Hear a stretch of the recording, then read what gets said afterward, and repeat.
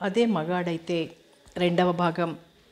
ఒకటవ భాగంలో ప్రతిభ తల్లిదండ్రుల్ని కాదని బిందుమాధవ్ని రిజిస్టర్ మ్యారేజ్ చేసుకుంటుంది. తల్లిదండ్రుల మీద ఆవేశం, కోపం మెండుగా ఉంటాయి ప్రతిభకు. కథ కొనసాగుతుంది. ప్రతిభకు మెడలో 3 కాసుల గొలుసు, రాళ్ల లాకెట్ ఎప్పుడు ఉంటుంది. ఎడం చేతికి వాచి, ఉంగరం, కుడి చేతికి 4 బంగారు గాజులు, చెవులకు వేలాడే బంగారు జూకాలు, రకరకాల చీరలు, వాటికి మ్యాచింగ్ బ్లౌజులు.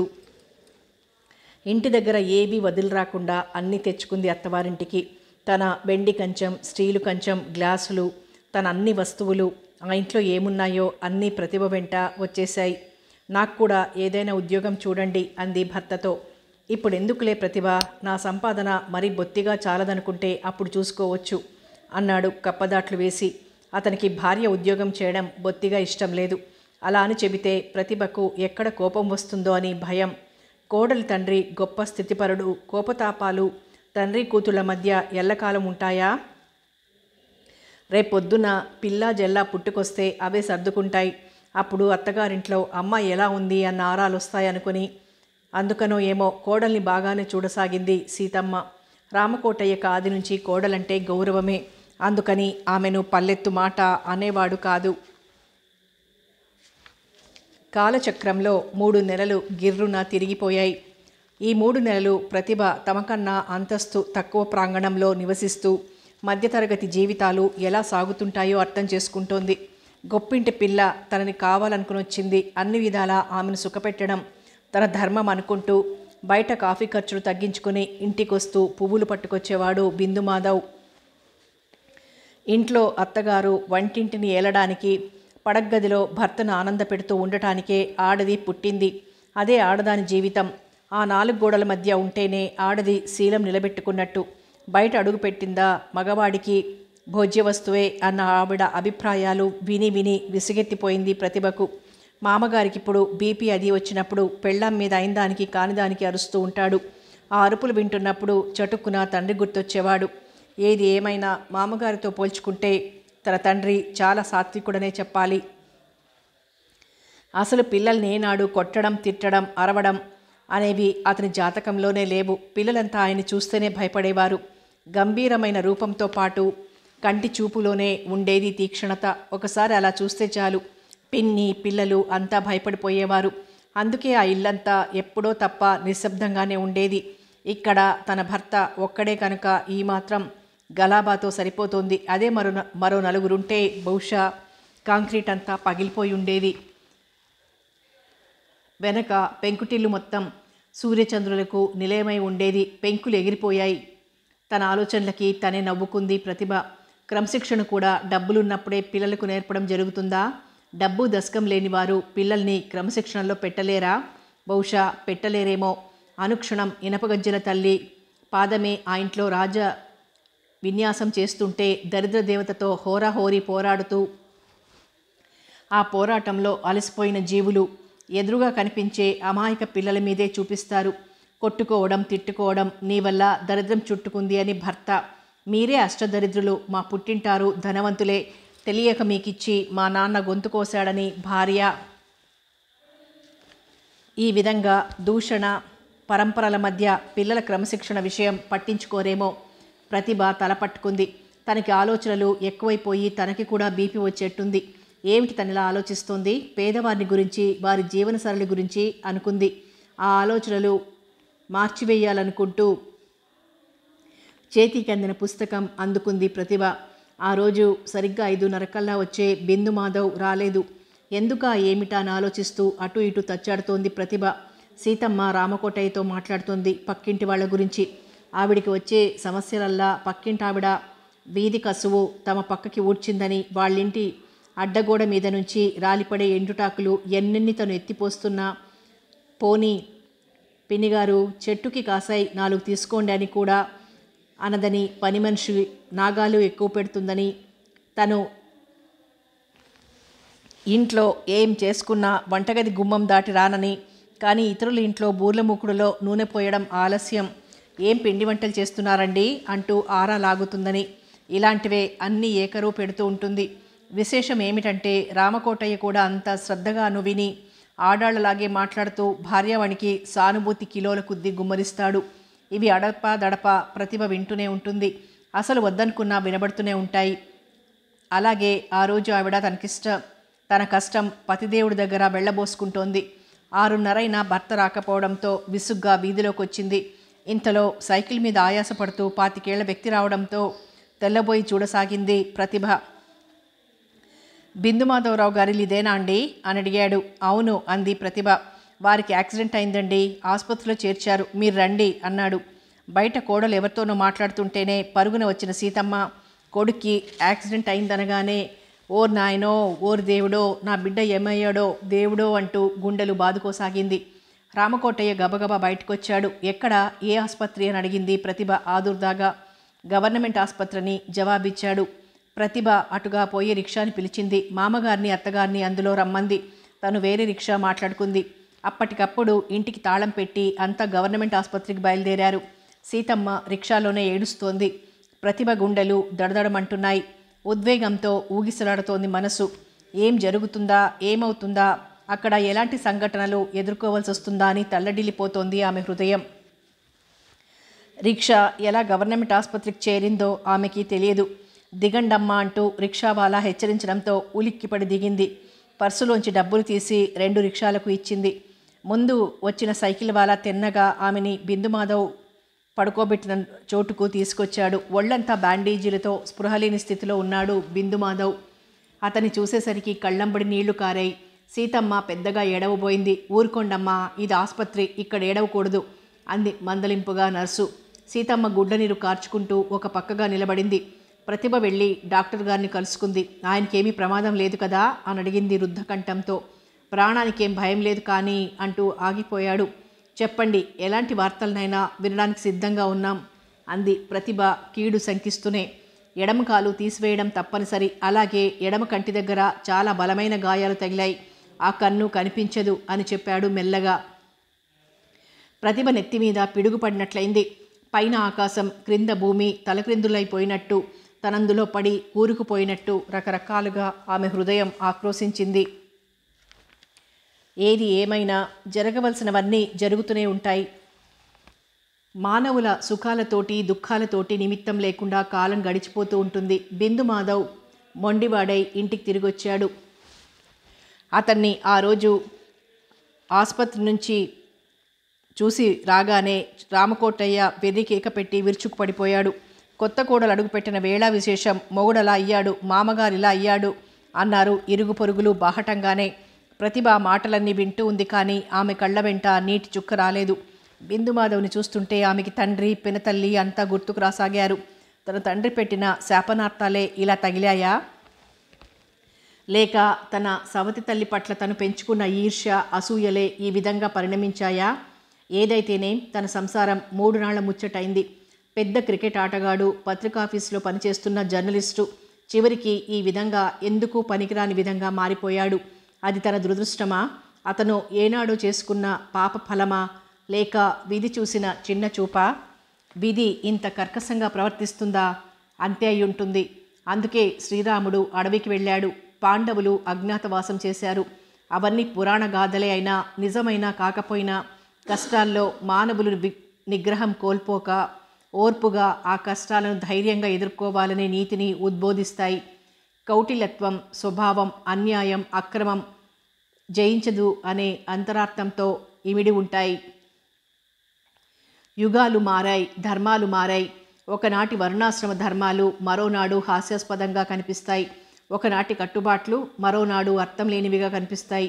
ఆనాటికి అవి, ఈనాటికి ఇవి అనుకోగలిగితే చాలా వరకు విమర్శలు తగ్గుతాయి. ఆలోచన సరళి పెరుగుతుంది. ప్రతిభ ఒక్కతి మంచం మీద పడుకొని ఆలోచిస్తోంది. ఆమె దగ్గరకు వచ్చింది అత్తగారు. అమ్మాయి, ఇల్లు ఎలా గడుస్తుందే అంది బావురుమని ఏడుస్తూ అక్కడే చతికిలబడి. ఆ క్షణంలో అత్తగారిని చూస్తే చాలా జాలి వేసింది ప్రతిభకు. మీరు బాధపడకండి, నేను 4-5 ఉద్యోగాలకు అప్లై చేశాను. దైవం అనుగ్రహిస్తే ఏదో ఉద్యోగం వస్తుందని అనుకుంటున్నాను.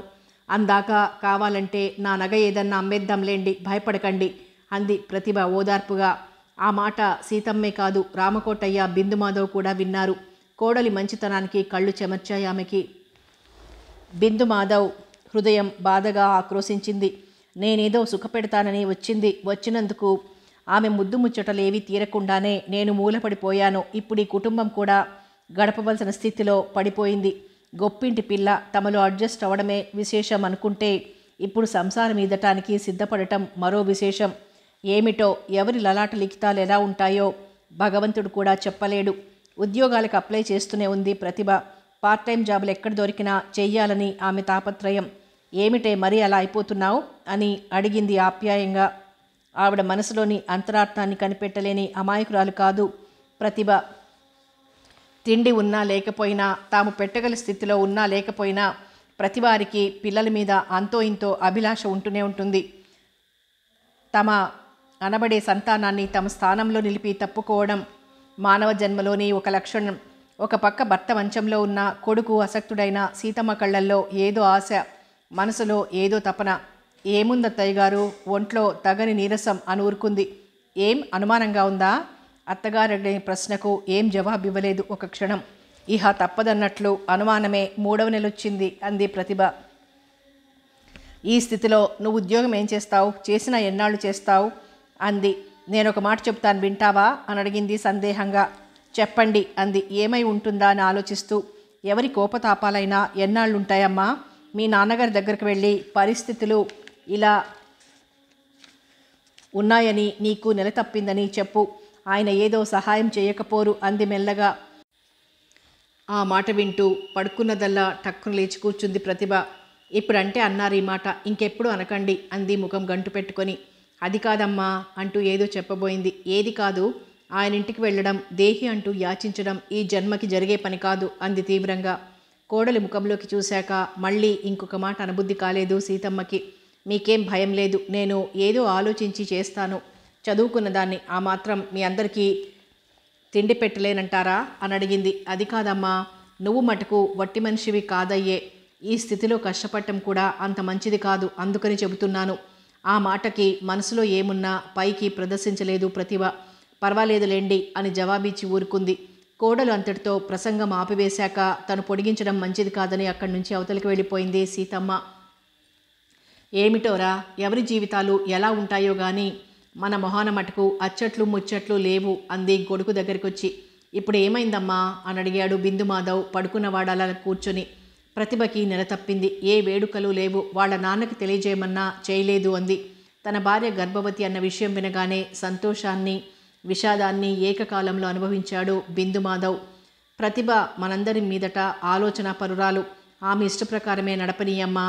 ప్రస్తుతం ఈ సంసారాన్ని ఈదవలసింది తనేగా అన్నాడు అదేదో విడమర్చి చెప్పలేని భావంతో. సీతమ్మ నిట్టూర్చి అవతలికి వెళ్ళిపోయింది. కాలచక్రం గిరగిరా తిరుగుతోంది. అందులో అనేక మార్పులు. బిందు మాధవ్ జీవితం శూన్యమని పూర్తిగా దిగులు పడకుండా ప్రతిభ ఒడిలో పసిపాప క్యారుమంది. ఆడపిల్ల పుట్టిందన్న వార్త బిందు మాధవ్లో సంతోషాన్ని కలిగించిన ప్రతిభ మనసులో భావవీచికలు రేకెత్తించింది. కొన్ని దౌర్భాగ్యపు ఆనవాయితీలు చచ్చిన వదలవు మనిషిని. తను పుట్టగానే తల్లి లాలనకు దూరమైంది.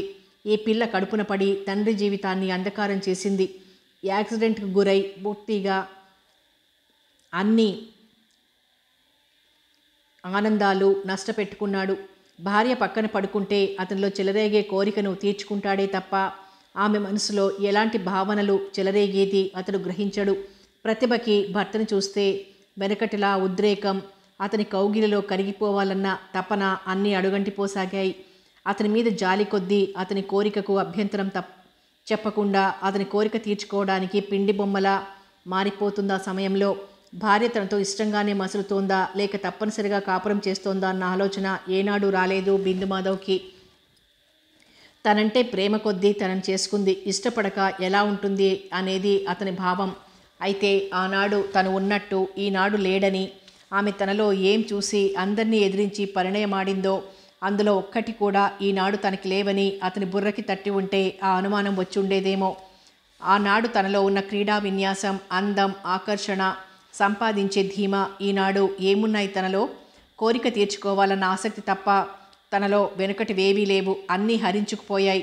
అతని మనసు మారలేదు కనుక ఆమె మనసు కూడా మారదనే అతని ఉద్దేశం. కానీ తనలో మృగ్యమైన ఆకర్షణలు ఆమెలో నిర్లిప్తతను పెంచుతాయని గాని ఊహించలేదు. 11వ రోజు స్నానమయ్యాక పసిపాపం తీసుకొచ్చి బిందుమాధవ్ ఒడిలో పడుకోబెట్టింది ప్రతిభ. గులాబీ రంగు శరీరం, చిన్న నోరు, చిన్న కళ్ళు, బుల్లి ముక్కు, పిడికిలి మూసిన చేతులు, కళ్ళు మూసుకుని అతి ప్రశాంతంగా నిద్రపోతోంది పాప.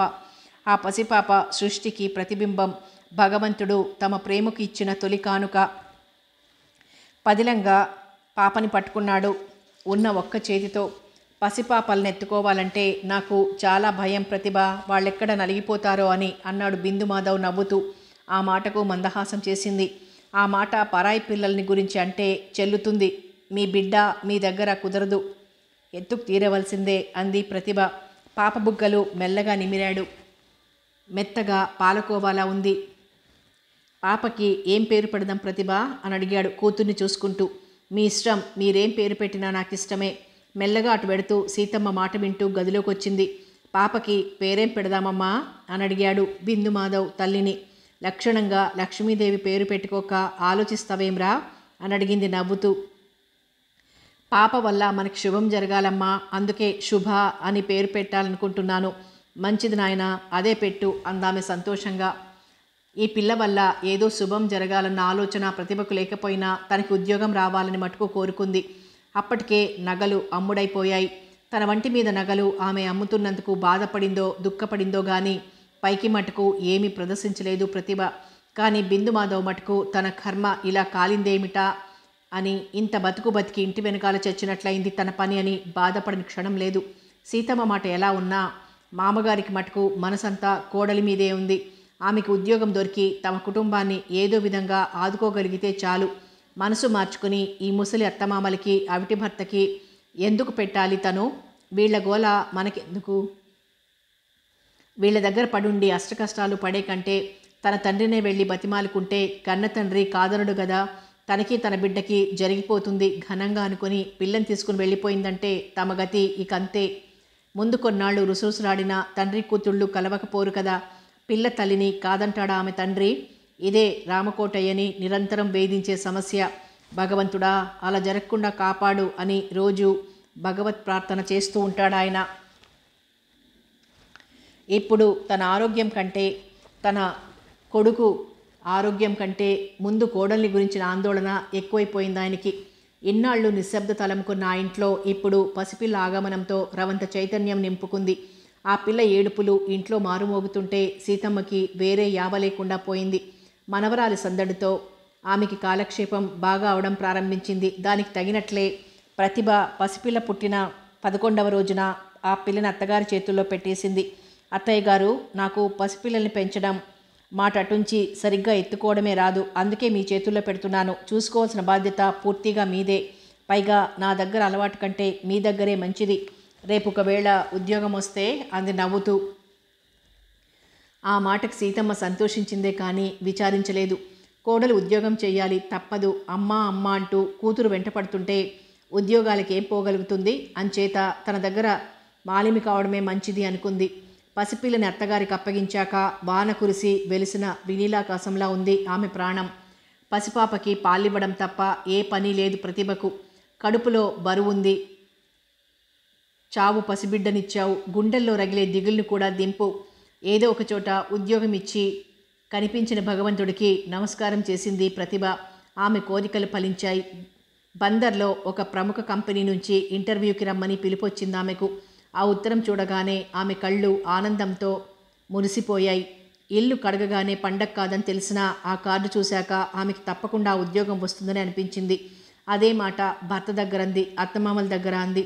పోనీలే ప్రతిభ, నీకు ఉద్యోగం కావాలి. అవసరాన్ని గుర్తించి భగవంతుడు ఉద్యోగం ఇస్తే తనెక్కడో ఉన్నానని చెప్పుకున్నట్టే అవుతుంది అన్నాడు మాధవ్.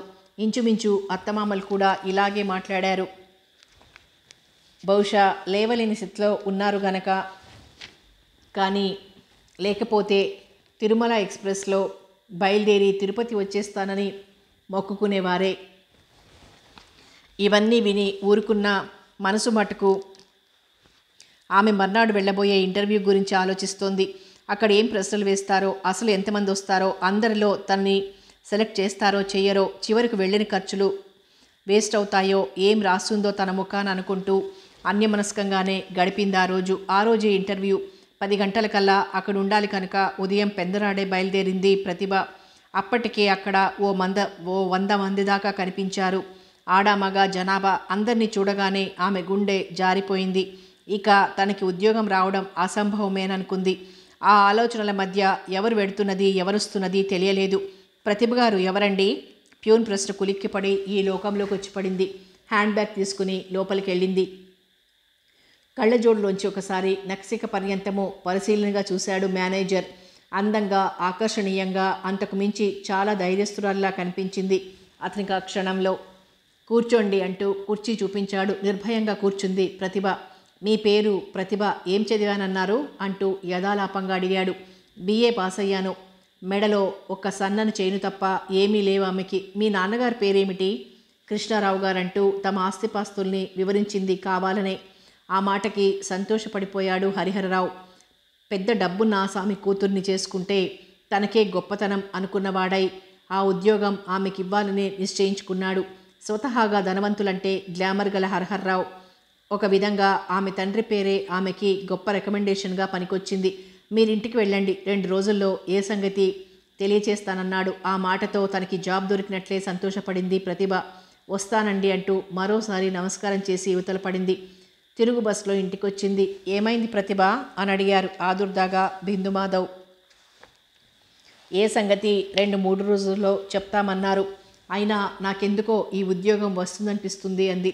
మంచిదేగా, వస్తే మనందరి కష్టాలు గట్టెక్కినట్లే అంటూ పక్కనే పడుకున్న పాప తల నిమిరాడు.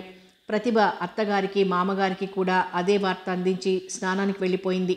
కోడలికి ఆ ఉద్యోగం వచ్చి తీరాలని ఇటు రామకోటయ్య అటు సీతమ్మ ఇద్దరూ చెరో దేవుడికి మొక్కుకున్నారు.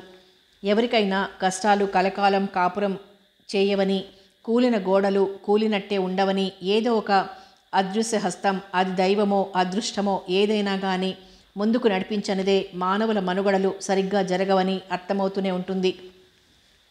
ఉద్యోగం దొరకగానే కుటుంబాన్ని తీసుకుని వెళ్ళడం ఆమెకిష్టం లేదు. నేనక్కడ గది తీసుకుని ఓ 50 రూపాయల్లో ఉంటాను, వారం వారం వచ్చి కనిపిస్తుంటాను అంది ప్రతిభ. అంతకంటే అప్పటికి గత్యంతరం లేదు కనుక అంగీకరించక తప్పలేదందరికీ.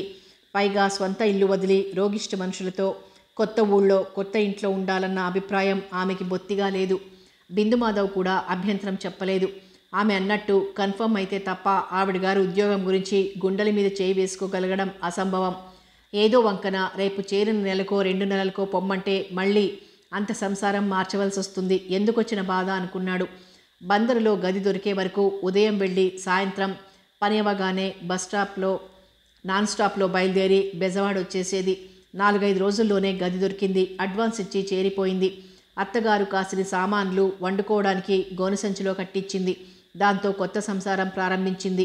బందర్లో ఉద్యోగం దొరికి 2 నెలల జీతం అందుకున్నాక ఆమె మనసు చాలా శాంతించింది. పర్వాలేదు, ఏదో పొదుపుగా గడుపుకుంటే అలాగే గడుస్తుంది. ఈలోగా కన్నుపోయి కాలుపోయిన భర్త చేత ఏదైనా చిల్లర కొట్టు పెట్టిస్తే అతనికి కాలక్షేపంగా ఉంటుంది. అలాంటి వాటికి లోన్ కావాలి. డబ్బెక్కడిది తన దగ్గర? తనని నమ్మి ఎవరు మటుకు డబ్బు అప్పిస్తారు? అయినా భగవంతుడి లిఖితం ఎలా ఉందో, ఆయన సంకల్పిస్తే ఏదో ఒకటి అమరకపోదు అనుకుంది డబ్బు లేని వేదాంత ధోరణిలో. తన ఆఫీస్ బిల్డింగ్ ముందు రిక్షా దిగింది ప్రతిభ. హ్యాండ్ బ్యాగ్ తీసి అందులోంచి రూపాయి కాగితం రిక్షావాలాకు అందించి ఒకసారి వాచి చూసుకుని గబగబా లోపలికి అడుగుపెట్టింది. అంతవరకు స్తబ్దుగా ఉన్న వాతావరణం అంతా ఒక్కసారి చైతన్యవంతమైంది. చాలామంది పనిచేస్తున్నా లేదా చేస్తున్నట్లు నటిస్తున్న ఆ సమయం చెప్పవలసి వస్తే సరిగ్గా ఆఫీస్ టైంకి 15 గంట లేటు. కళ్ళజోళ్లలోంచి ఆఫీస్ ఫైల్స్లోంచి అంతా ఆమె కేసు చూస్తున్నారు. కొంతమంది కళ్ళల్లో భయవీచికలు, మరికొందరు నేత్రాల్లో ఉత్కంఠ. ప్రతిభ ఆఫీస్కు ఆ రోజు రాదేమో అనుకుంటున్న చాలామంది ముఖాలు ఆమె రాకని చూసేసరికి వరద గోదావరిలా ఉప్పొంగిపోయాయి. కానీ ఆ వెనక గదిలో ఉన్న మహేషుడు అనబడే మేనేజర్ గారిని తలుచుకోగానే ఎండిపోయిన కాలువలయ్యాయి. వెంటనే పాపం ఇక్కడ చేరి 2 నెలలు దాటిపోయాయి. ఏనాడు అరసెకండ్ లేట్ అవ్వలేదు. ఇప్పుడు ఆ బేతాళుడు ఏం తిట్టిపోస్తాడో అని కొందరు భయపడితే, ఆడపిల్ల ఏమైనా ఏడ్చిపోతుందేమో సానుభూతి చూపించడానికి సిద్ధంగా ఉండాలన్నట్లు కాలర్ సవరించుకొని పెన్ను టేబుల్ మీద పెట్టి లోపలికి చూస్తున్నారు మరికొందరు. నిర్భయంగా లోపలికి వెళ్ళింది ప్రతిభ. తన డబుల్ లెన్స్లోంచి తీక్షణంగా వీక్షించాడు ఆమె కేసి హరిహరరావు. అది గమనించినట్లే, సారీ సార్, ఇందాక నేను బయలుదేరి వస్తుంటే దారిలో యాక్సిడెంట్ అయింది. ఎవరో పాపం 8 ఏళ్ల పిల్లాడు, 6 ఏళ్ల పిల్ల రిక్షాలో స్కూలుకు వెళ్తూ బస్ కింద పడిపోయారు. రిక్షా బస్సు గుద్దుకున్నాయి. నాకు ఆ పిల్లల్ని చూస్తే చాలా జాలి వేసింది. నేనే వాళ్ళిద్దరినీ రిక్షాలో ఆసుపత్రిలో చేర్చి ఇలా వచ్చాను అంది గట్టిగా.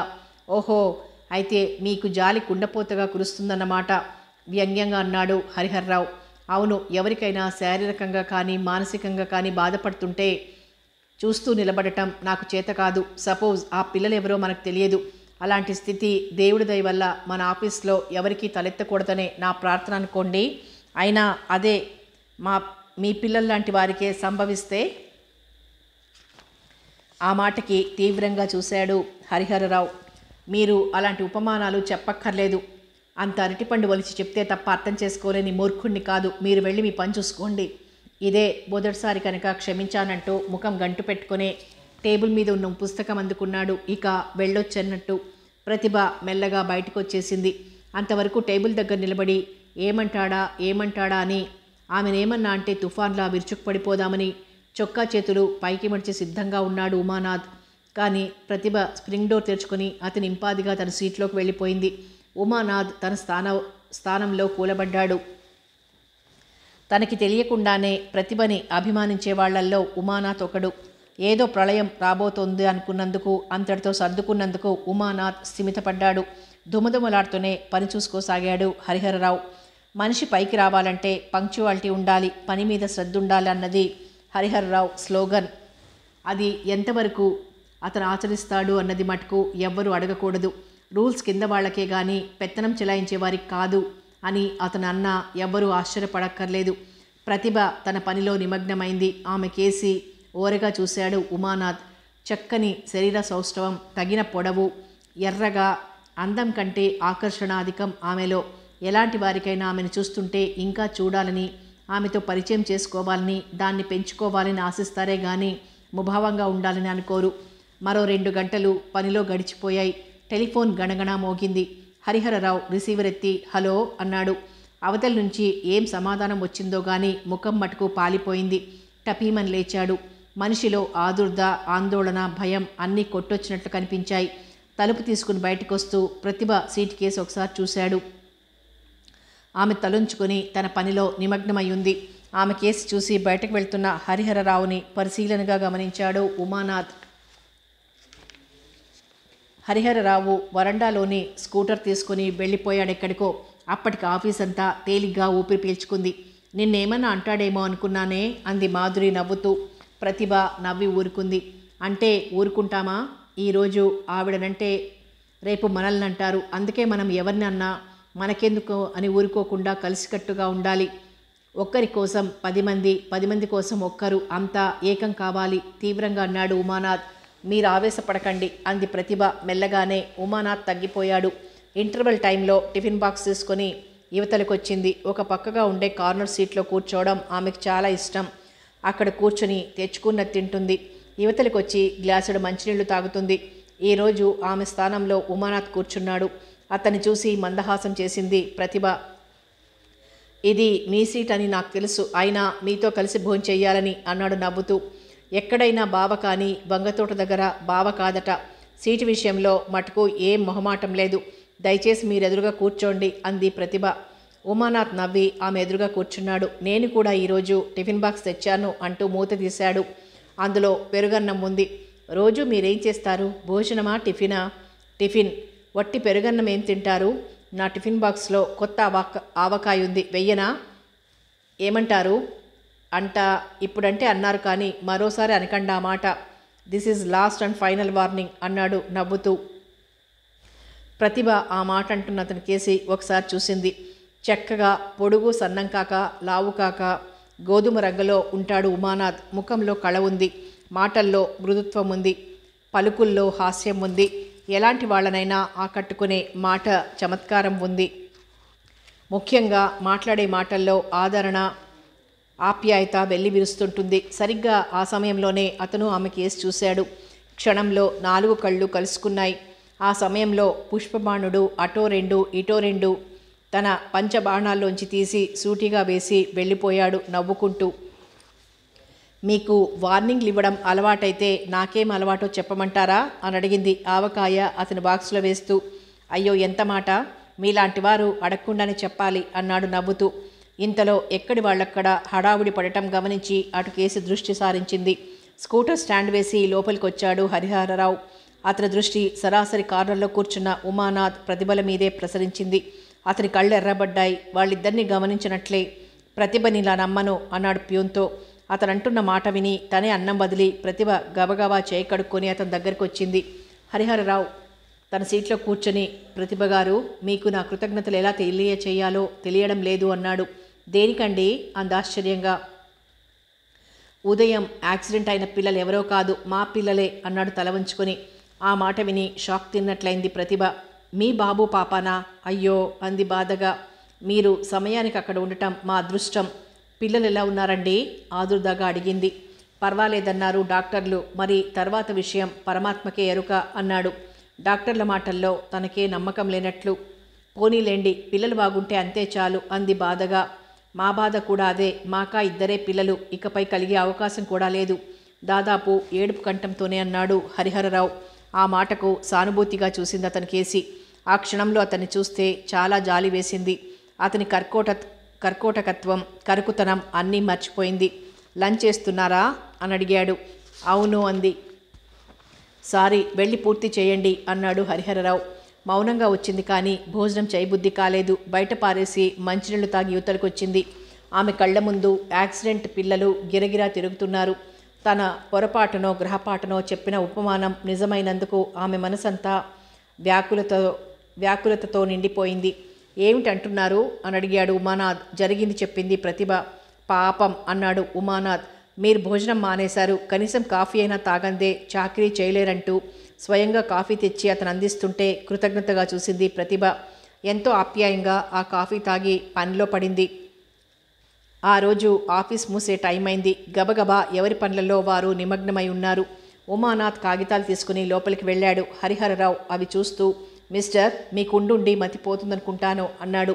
ఏమైంది సార్ అని అడిగాడు ఉమానాథ్.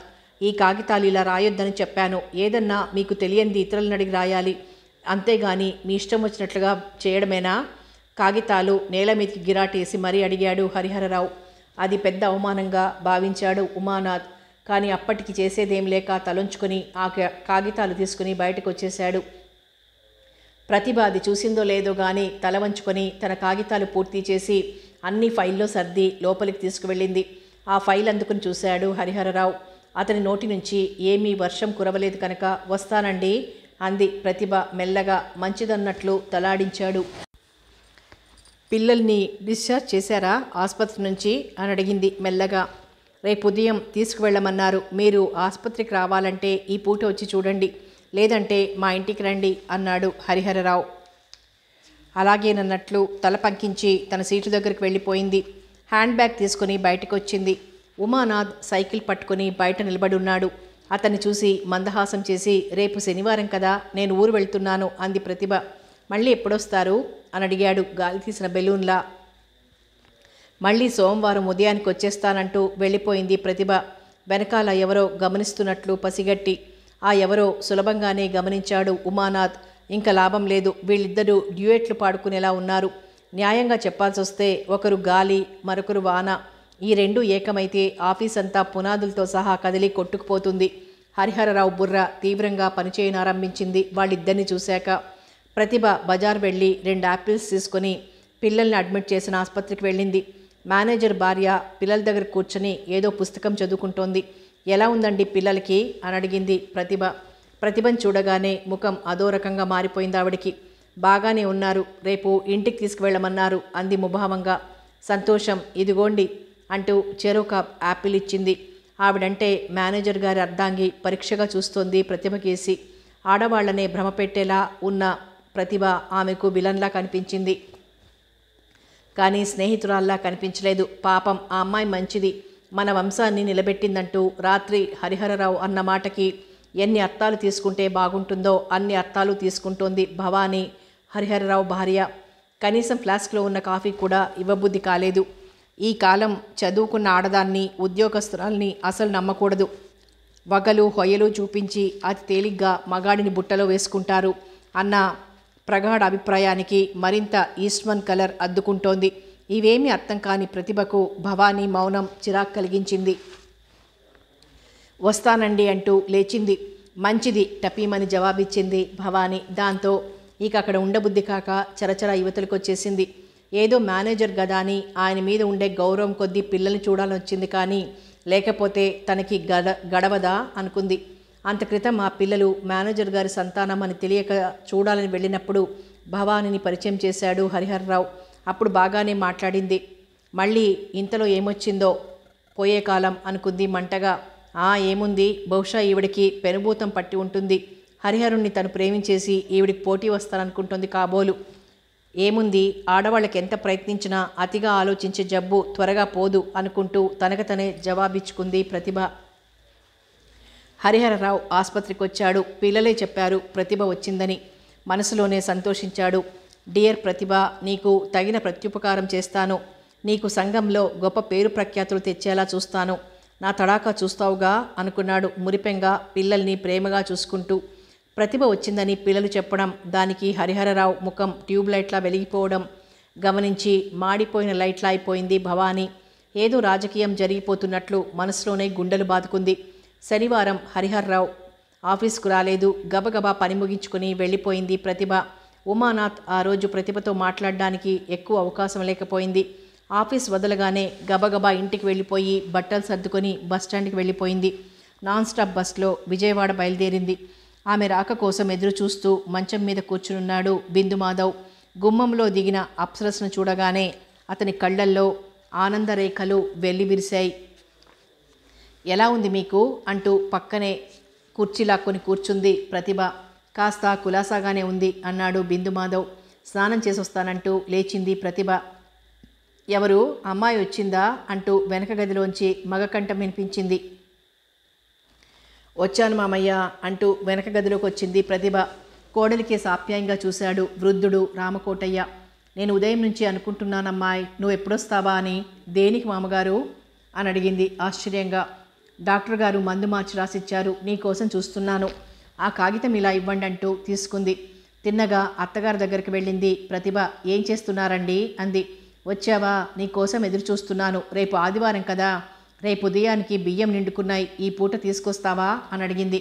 తెస్తాను వాచి చూసుకుంటూ జవాబిచ్చింది ప్రతిభ. కాఫీ డికాక్షన్ ఉన్నట్టుంది. గబగబా పాలు కలిపి కోడలి ముందు పెట్టింది. ఆ కాఫీ తాగాక కాస్త స్థిమితం ఏర్పడింది ప్రతిభకు. నేను స్నానం చేసొస్తాను, ఈలోగా సరుకులు కూడా ఏమన్నా అవసరమేమో చూడండి అంటూ బాత్రూమ్ కేసు నడిచింది ప్రతిభ. ప్రతిభ స్నానం ముగించి టాయిలెట్ అయి యువతలకు వచ్చేసరికి లిస్టు రాసి రెడీగా ఉంచింది సీతమ్మ. పాప ఆడుకుంటోంది. 7 ఏడాది దాటిన పిల్ల అడుగులు వేస్తోంది. హ్యాండ్ బ్యాగు, బాస్కెట్, బియ్యం సంచి అన్నీ తీసుకుని బజారుకు వెళ్ళి అన్ని సరుకులు తీసుకుంది. మామగారికి మందులు, బిందుమాధవ్కి పళ్ళు, హార్లిక్స్ సీసా అన్నీ తీసుకుని ఇంటికి వచ్చేసరికి చాలా టైం అయింది. పాప నిద్రపోతోంది. ఎవరివి వారికి అందించింది. బిస్కెట్లు పాపకు పెట్టమని అత్తగారికి ఇచ్చింది. భోజనం చేశారా అని అడిగింది ప్రతిభ భర్తని. భోజనమైంది, నువ్వు కూడా తినరా అన్నాడు. శరీరం బాగా అలసిపోయింది. ఎప్పుడెప్పుడా భోజనం ముగించి పడుకొని నిద్రపోదామా అని ఎదురు చూస్తోంది. ఆ రోజు శనివారం కనుక అంతా పలహారాలు చేస్తారు. చపాతీలు చేసింది సీతమ్మ. ప్రతిభ బజారు పనులు ముగించుకుని వచ్చేసరికి అవి కాస్త చప్పగా చల్లారిపోయాయి. ఈ చల్లారిపోయిన చపాతీలంటే ప్రతిభకు ఇష్టం ఉండదు. అయినా ఆకలి రుచెరగదు, నిద్ర సుఖమెరగదని కడుపులో ఆకలి దంచేస్తుంటే అలాగే నమిలి లేచింది. బిందుమాధవ్ భార్యను చూసి మంచం మీద కాస్త అవతలికి జరిగాడు. అతని పక్కనే పడుకుంది ప్రతిభ. కళ్ళు కూరుకొస్తున్నాయి. ప్రతిభ అంటూ మీద చెయ్యి వేశాడు.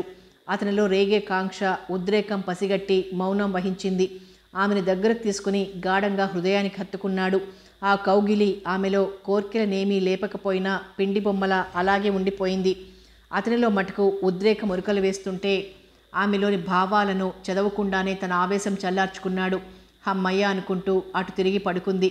ప్రతిభ ఆఫీస్కి వచ్చిన అరగంటకే లోపల నుంచి పెద్ద పెద్ద అరుపులు వినిపించాయి. అదిరిపడి సీట్లోంచి లేచింది ప్రతిభ.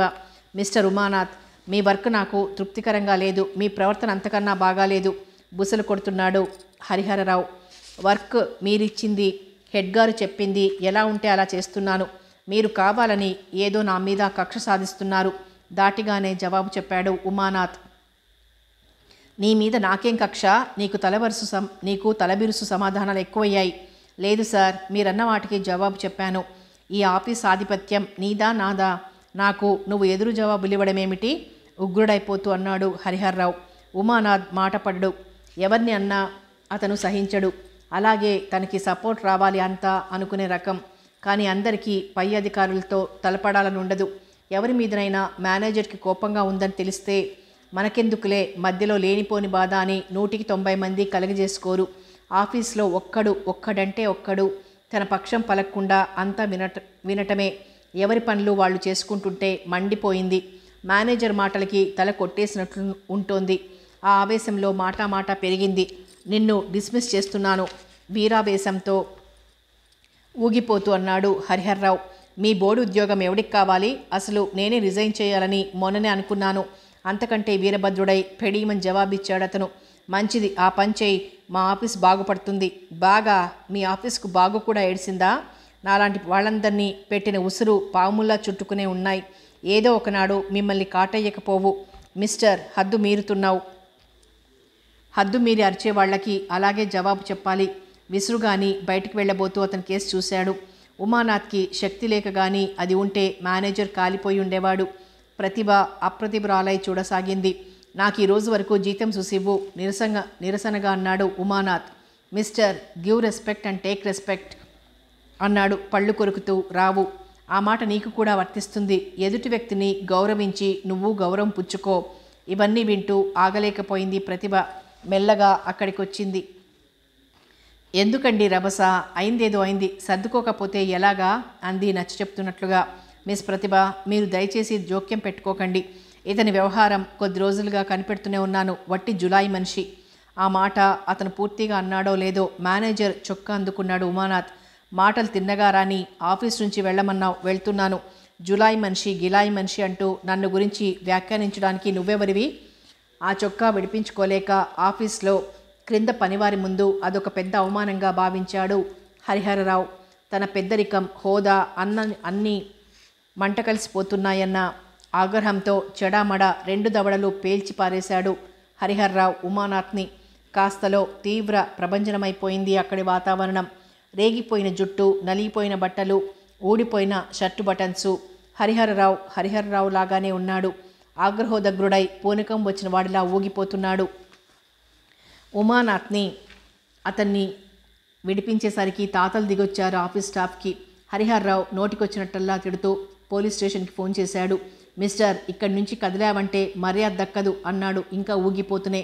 హరిహరరావు పోలీసులకు ఫోన్ చేయడం చూసి గజగజ వణికిపోయింది ప్రతిభ.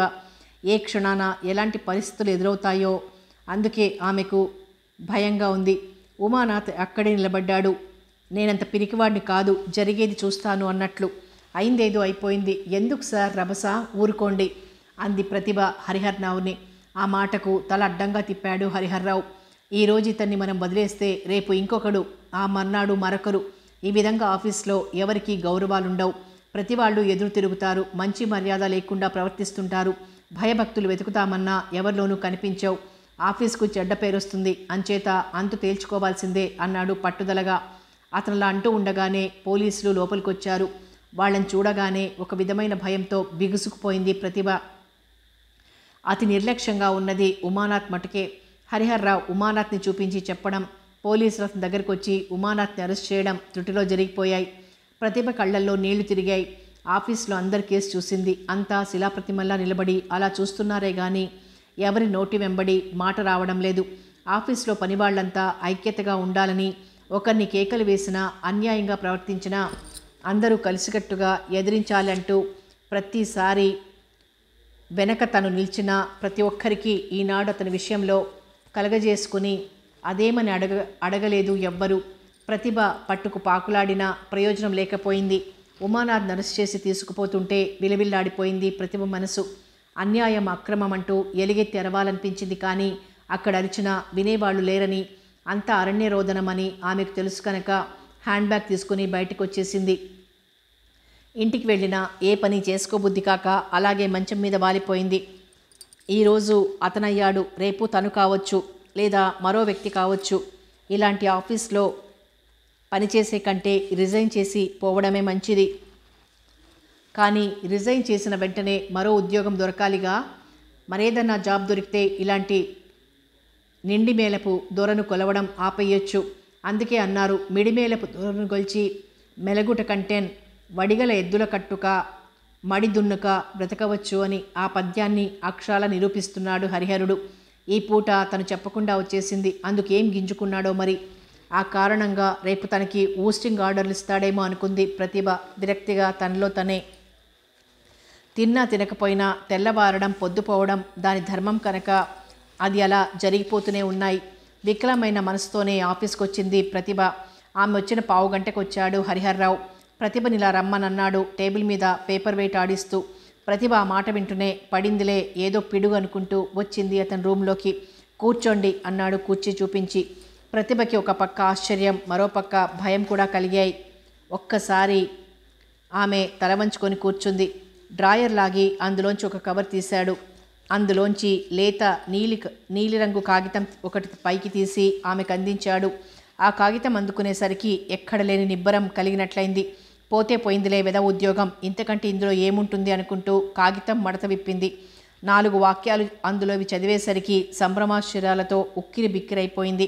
తనకి ప్రమోషన్, జీతం పెరుగుదలను చూపిస్తూ ప్రమోషన్. కళా నిజమా అనుకుంది తనంతనే నమ్మలేనట్లు. ఆమెలోని ఫీలింగ్స్ గమనిస్తూ తనలో తనే నవ్వుకున్నాడు హరిహర్రావు. కర్కసత్వానికి మారుపేరు అనదగిన హరిహర్రావులో ఈ పాటి ఔదార్యం కూడా ఉందా అన్నదే ఆమె ఆశ్చర్యానికి కారణం. ఇంకా ఆశ్చర్యపోతూనే అలా ఎంతసేపు కూర్చుంటారు, వెళ్ళి పనిచేసుకోండి, ఇక నుంచి మీ సీటు ఉమాకాంత్ది అన్నాడు హరిహర్రావు. ఉమానాథ్ పేరు వినగానే ఆమె ముఖం బడిలిన కమలంలా మారిపోయింది. అన్యాయంగా అతను తిండిపోయింది. అతని స్థానం తను ఆక్రమించాలని ఏనాడు కోరుకోలేదు. తనక చిన్న పోస్టే చాలని సంతోషపడింది. కానీ ఒకరు మట్టి కొట్టుకుపోవాలని కానీ తనేదో బావుకోవాలని కానీ ఏనాడు వాంఛించలేదు. కానీ విధి ఎందుకు ఇలా చేసింది? ఉసూరుమంటూ అతను కటకటాల వెనకుంటే తను మహదానందంతో కేరింతలు కొడుతూ అతని సీట్లో కూర్చొని పనిచేస్తుందా? అయితే ఆమె ఎటు ఏదీ మాట్లాడలేకపోయింది. ఏదో సామెతలా ఎగదీస్తే బ్రహ్మహత్య, దిగదీస్తే గోహత్య అని ఏదో హత్య చెయ్యక తప్పనిసరి పరిస్థితుల్లో ఆ రెండూ చేసే కంటే ఆత్మహత్య చేసుకోవడమే మంచిదేమో. మౌనంగా కాగితాలు అందుకొని ఉమానాథ్ స్థానంలో ఆసీనురాలైంది. ఇంతవరకు ఎవరికా సీట్ అంటూ సస్పెన్స్తో కొట్టుకులాడిన ఆఫీస్ జనాలకి అది కాస్త తీరిపోయింది. ఉమానాథ్ స్థానం, ఆ జీతం ఇకపైన ప్రతిభాదేవి అందుకుంటుంది. తంతే బూరెల గంపలో పడినట్లయింది మీ పని అన్నారెవరో ఉండబట్టలేక. ఆ మాటకి రాని నవ్వు నవ్వింది ప్రతిభ.